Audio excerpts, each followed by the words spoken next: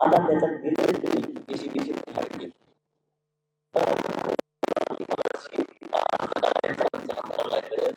अर्ज करायचा सामाजिक शिक्षण मंत्रालय करायचं. ओबीसीच्या सवलती जर आम्हाला 10% ज्या लेकरांना लागू झाल्या तर त्यांनी लाखो पोरांनी ऍडमिशन घेतले. आता कॉलेज त्यांना 100% फीस मागायला लागले म्हणून तुम्ही 10% आरक्षण दिलं.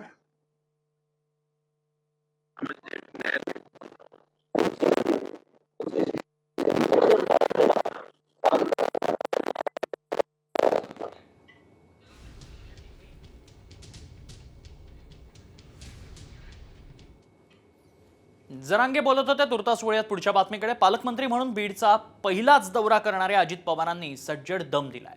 विकास कामं करताना खंडणी मागू नका, नाहीतर मकोका लावायला मागं पुढे पाहणार नसल्याचा इशारा अजित पवारांनी दिलाय. बंदूक दाखवली तर परवाना रद्द करण्याचाही इशारा दादांनी दिलाय. तसंच चारित्र्य स्वच्छ ठेवा असा सल्ला दादांनी दिलाय. पहिल्यांदाच अजित पवार जे आहेत ते बीड जिल्हा दौऱ्यावर आहेत.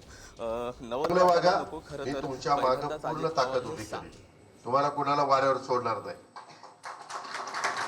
पण चुकीचं वागला तर तुम्हाला कार्यवाही केली जाईल.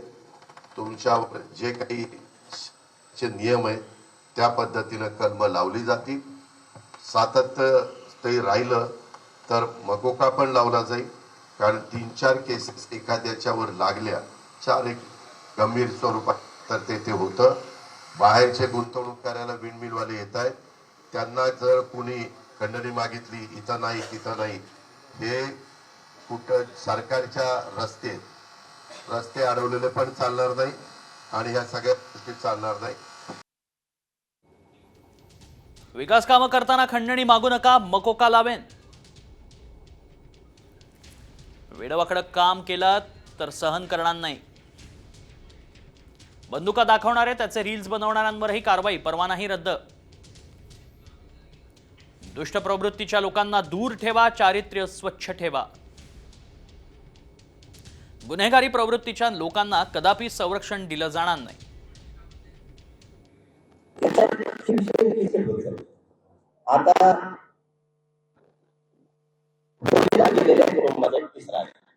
आता आरक्षणासाठी बलिदान गेलेले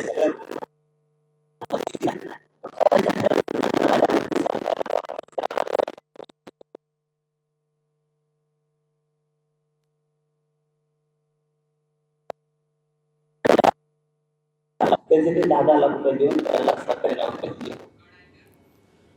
पुढच्या बातमीकडे. बातमी बीडमधनं समोर येते. बीडच्या बदनामीवरून डीपीडीसीच्या बैठकीत प्रचंड बाचाबाची झाल्याची माहिती खासदार बजरंग सोनावणेंनी दिली आहे. डीपीडीसीची बैठक पार पडल्यानंतर खासदारांनी याबाबत माहिती दिली. धनंजय मुंडे, सुरेश धस आणि बजरंग सोनावणे यांच्यात बाचाबाची झाली. दहशतीच्या मुद्द्यावरून बाचाबाची झाली आहे असंही खासदारांनी सांगितलं.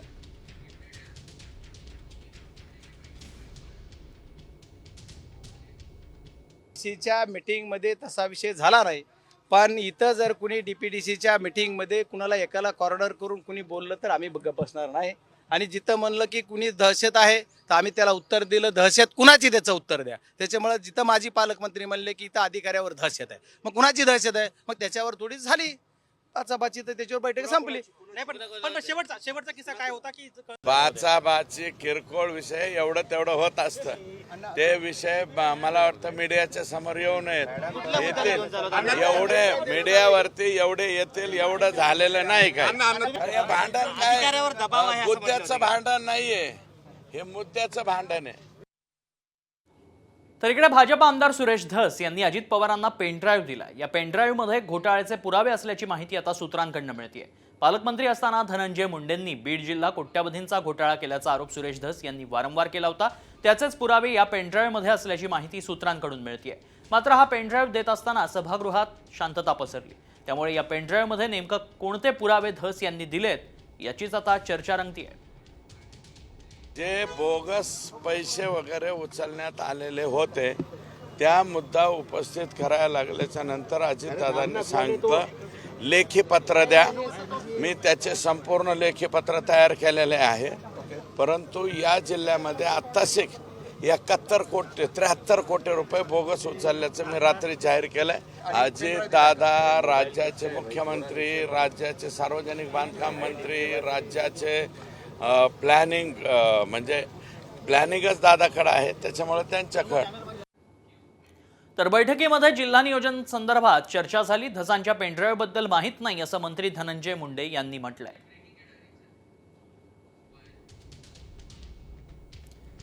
बीडमधील बैठकीत सर्व विषयांवर चर्चा झाली. पेनड्राईव्ह बद्दल मला माहीत नसल्याचं धनंजय मुंडे म्हणाले. आज डीपीडीसीची मीटिंग या ठिकाणी झाली. आदरणीय दादा पहिल्यांदाच जिल्ह्यात पालकमंत्री म्हणून या ठिकाणी आले होते आणि अतिशय व्यवस्थित आज बैठक झाली. फार व्यापक बैठक झाली. सर्वच मान्यवरांनी या ठिकाणी आपले आपले मुद्दे या ठिकाणी मुद्दे मांडले आणि या डीपीडीसी मध्ये म्हणजे येणाऱ्या वर्षी जो काय प्लॅन करायचा आहे त्या प्लॅनमध्ये जिल्ह्याला अधिकचा निधी मिळावा हा सर्वांनीच आग्रह धरला आणि त्यात दादांनी पण सकारात्मक या ठिकाणी निर्णय घेतो असं सांगितलेलं आहे. त्यामुळे नक्कीच यावर्षी अधिकचा निधी मिळाल्यावर बीड जिल्ह्याच्या विकासाला आणखीन जास्त गती येईल. बातमी सरपंच हत्या प्रकरणी धनंजय मुंडेंचा पाय आणखीनच खोलात गेलाय. धनंजय मुंडेंच्या बेनामी कंपन्यांमध्ये खंडणीच्या रकमा आल्याचा आरोप करत उच्च न्यायालयात याचिका दाखल करण्यात आली. कुणी याचिका दाखल केली आणि या याचिकेत काय आरोप करण्यात आलेत पाहुयात या रिपोर्टमधून. मुंडेंच्या कंपन्यांमध्ये खंडणीच्या रकमा,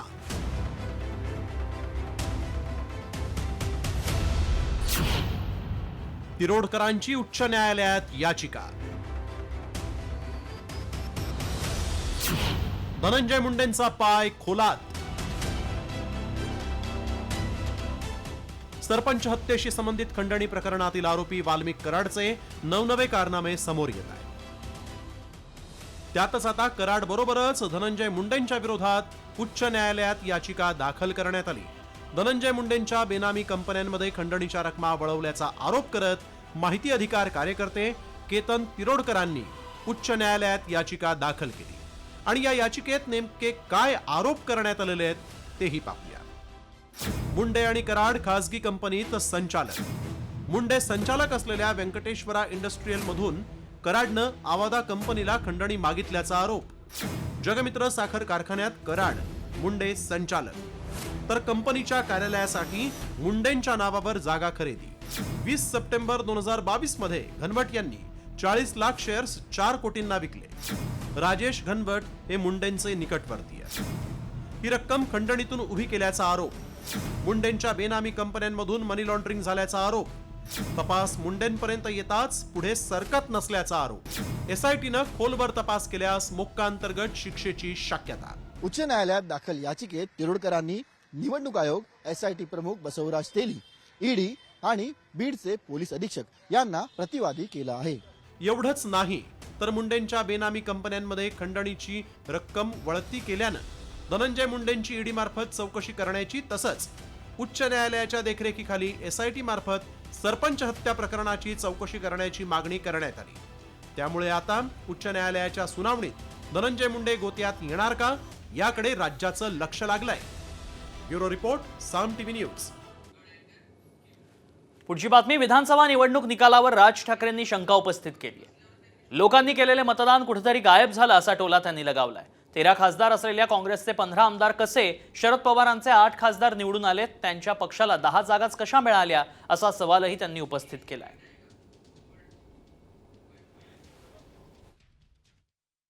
मी तुम्हाला आज काय सांगायला आलोय, या मतदानावरती जाऊ नका. लोकांनी आपल्याला मतदान केलेलं आहे, फक्त ते आपल्यापर्यंत आलेलं नाहीये.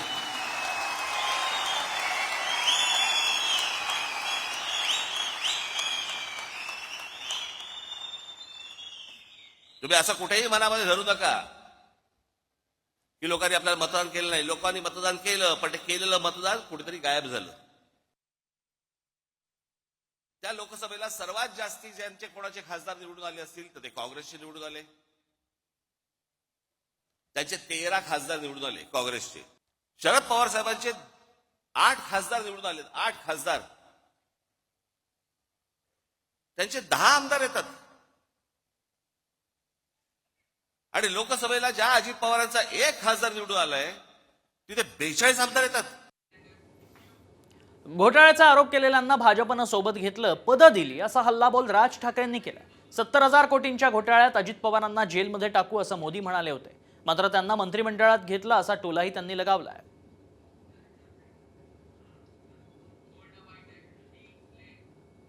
बाकीच्यांसारखं नाहीये. 6 दिवस अगोदर मोदी म्हणतात 70,000 कोटीचा भ्रष्टाचार केलेला ना आम्ही 8 मध्ये टाकू. आम्हाला माहित होतं की ते मंत्रिमंडळात टाकणार आहेत. आतमध्ये टाकूचा अर्थ हा होतो हे मला पहिल्यांदा कळलं.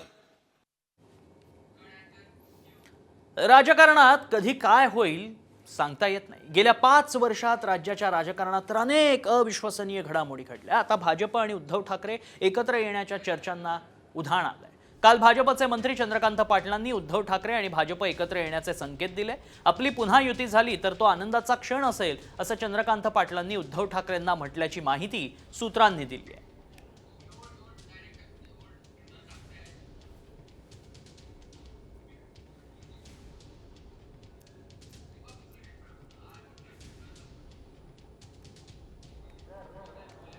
त्या लवकर याची अंमलबजावणी नाही झाली तर मुंबईची तारीख मी घोषित करणार आहे. मराठा समाजाच्या राज्यातले पुन्हा एकदा बैठक बोलवणारी मोठी आणि तिथून घोषणा होणार आहे मुंबईची. मग मुंबई किती जाम होईल याला जबाबदार आम्ही नाही येत बरं का ना दादा. तुम्ही दोघं सत्तेत आणि सत्ताविरोधी सारखेच येतं, काय फरक नाही. कोणी कोणाकडे जाता येतं, काही मेळ लागा ना काय सत्ताधारी काय काय तळाला मेळ लागत नाही आम्हाला. सकाळी कोण कोणाला घंटा घालतात कळणार, ते आम्हाला घालते का आम्ही त्यांना घालतो. त्यामुळे तुम्ही सगळे काळजी घ्या. जे बोललो ते मी करत असतो कारण मी समाजाशी प्रामाणिक आहे. समाजाच्या पायावर मी माझा जीव ठेवलेला आहे, मरण ठेवलेलं आहे. त्यामुळे बोललो तसं करत असतो. मुंबई जाम होऊ शकते आणि ह्यावेळेस मराठे माघारी येऊ शकत नाही. एकच काळजी घ्या, माझे पोरं मुंबईला फुलासारखं सांभाळतील. एकालाही काडी सुद्धा लागता कामा नाही, नाक सुद्धा लागता कामा नाही. एवढीच फक्त काळजी घ्या. हा ते बसतील खातील पितील तिथंच राहणार. आता राहायला काय घरं नाही तिथं. आता राहा पुढं ती एक पंचायत याचा ऐकलाय प्रॉब्लेम. तेवढा एक सोळा की बेस्ट झालं ते पुढं बसते बिचारी पोटते. आता काय आल्यावर त्याला काय ते दम खातोय का काय काय ते नैसर्गिक सणासणात माघारी घेते. कोणाला काही मिळावी लागू देत नाही. लय जणाला शेटर उघडीत आले नाही 15-15 दिवस बरं का. त्यामुळे ह्या बरी काळजी घेतली तर बरी. फक्त आम्हाला नख लागू देऊ नका. आमच्या लेकराला आमची एवढी इच्छा आहे. जर का पोरं की ठरले तर मुंबईत गेलेले पोरं फक्त आमदाराला मंत्र्याला थांबणार आहे. आणि इकडं जर पळून आले मुंबईतून ते खेडे मग तर इकडे मराठीने मारलेच. हाणू म्हणजे जीवच नाही. हे होणार हे चाष्टावर नेऊ नका. ही प्रयोग एकदा झालेला आहे. मराठ्यांनी एकदा निर्णय घेतला तर ते ऐकत नाही. जो निर्णय महान मराठ्यांचा निर्णय. हे निर्णय मी असले निर्णय घेत नाही कधी, पण मी मराठ्याच्या पुढे जात नाही. आता शेवटची एकच विनंती, 100% आम्हाला असं वाटतंय फडणवीस साहेब मराठ्यांशी गद्दारी आणि बेमानी करणार नाहीत. ते मराठ्यांच्या सगळ्या मागण्याची अंमलबजावणी करतील आणि त्यांनी नाही केलं तर मराठ्यांची बैठक बोलून आम्ही लवकरच मुंबईला जाण्याची तारीख डिक्लेअर करणार. झालं परवा झालीच तयारी तर जायचं ना. मग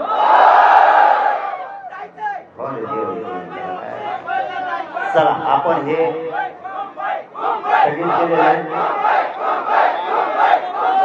उपोषण करते सगळे इकडे या. उपोषण करते इकडे या.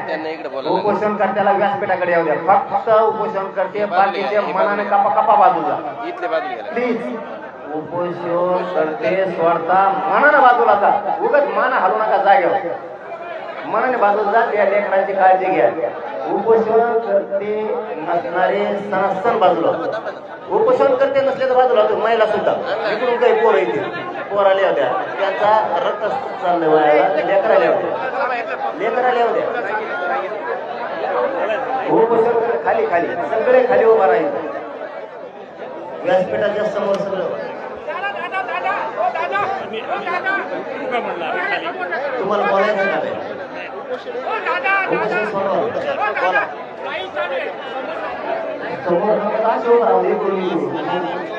व्यासपीठावर जर ते आले तर व्यासपीठ मोडणार आहे.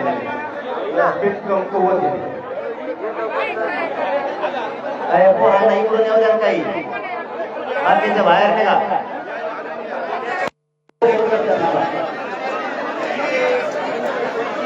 फक्त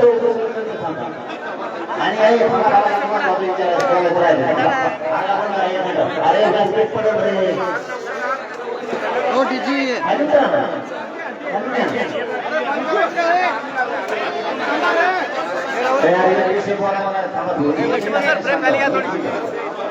आता हे जेवढं उपोषण करतील तर यांना हॉस्पिटलला जाण्याची व्यवस्था आहे ना? हा. आणि हॉस्पिटलला इथून आपण जाऊ नका. काही पोरांना असं म्हणतात मी रात्री सलाय घ्यायचा असं पोरं म्हणतात आपल्याकडे आम्ही इथूनच गावाकडे वापस जातो असे म्हणायला. हॉस्पिटलला जाऊन चेकिंग करा 2-3 जागेवर. आणि अण्णा ह्या पोरांना झोपायला मिळाली पाहिजे. मनोज जरांगेंनी आपलं उपोषण मागे घेतल्याचं पाहायला मिळतंय, मात्र सरकारला त्यांनी अल्टिमेटम दिला. पुढची बातमी, लाडकी बहीण योजनेमध्ये परराज्यातल्या बोगस लाभार्थ्यांचा रॅकेट आता समोर आलाय.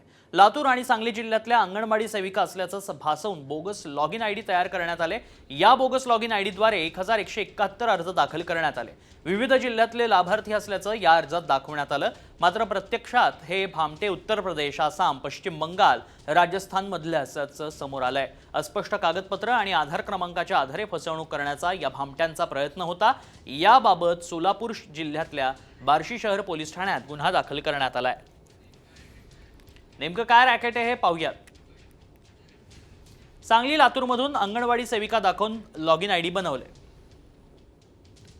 अंगणवाडी सेविकांच्या बोगस आयडीवरून 1171 अर्ज भरण्यात आले. आधार कार्डवरचा पत्ता दिसू नये म्हणून अस्पष्ट दिसणारी कॉपी अपलोड करण्यात आली. एकही मुस्लिम महिला नसणाऱ्या गावातल्या मुस्लिम महिला लाभार्थी दाखवल्यानं भांडाफोड झाला. आधार क्रमांकाशी लिंक खातं उत्तर प्रदेश, आसाम, पश्चिम बंगाल, राजस्थान मधल्या व्यक्तीचं आहे.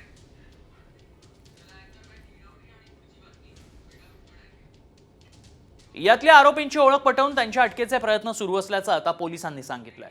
वळूयात पुढच्या बातमीकडे. सरकारच्या एजन्सीनं फॉर्म भरून घेतले तर सरकारनंच उत्तर दिलं पाहिजे असं सुप्रिया सुळेंनी म्हटलंय. तसंच 2100 रुपये कधी देणार असा सवाल त्यांनी विचारलाय.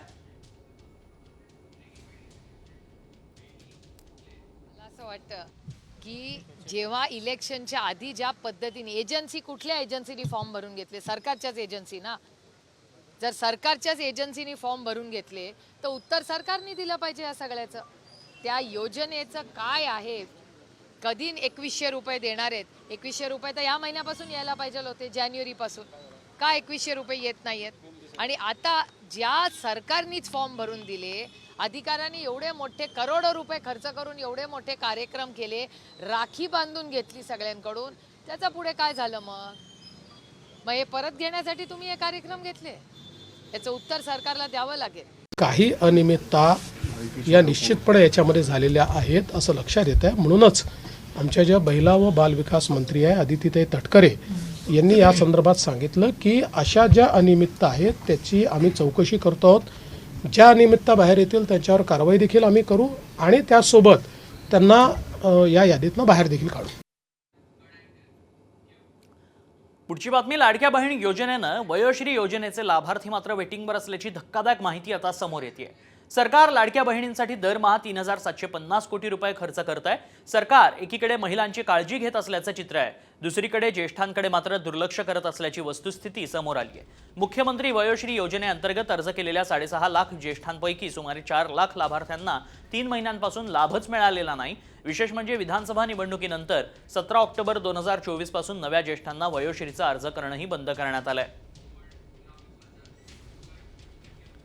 एकूण अर्जदार आहेत 6,25,000. लाभ मिळालेले लाभार्थी आहेत 2 लाख. दरवर्षी अनुदान मिळतं 3,000 रुपये. अनुदानाच्या प्रतीक्षेतील अंदाजे लाभार्थी आहेत 4,09,000.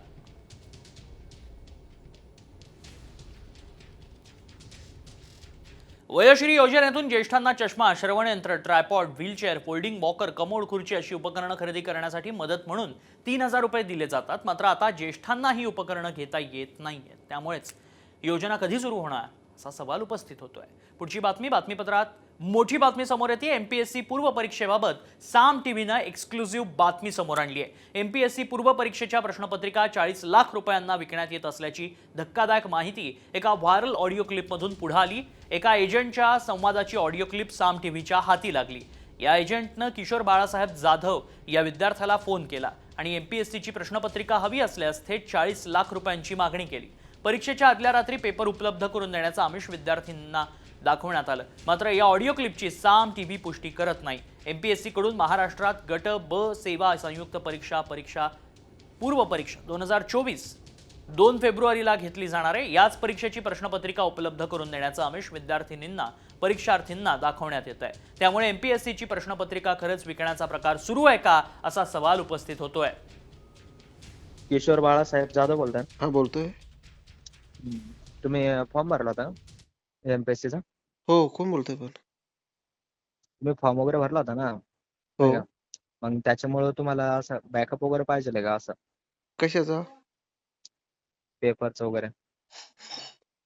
हा, बॅकअप तर प्रत्येकाला लागतो पास होण्यापर्यंत। हो, मग तेच मग का बरं की आम्ही ना नाही का पेपर वगैरे नाही का प्रश्नपत्रिका वगैरे तर ते आधीच देतोय। कधी देत आहे? असं आधी 1 दिवस अगोदर। अच्छा अच्छा। हा, पण त्याची फीस वगैरे तुम्हाला सांगतो आम्ही नाही का हा हा। 35 ते 40 लाख आहे असे। अच्छा। 1 दिवस अगोदरच पेपर भेटून जाईल। हा हा। हा, असं आहे।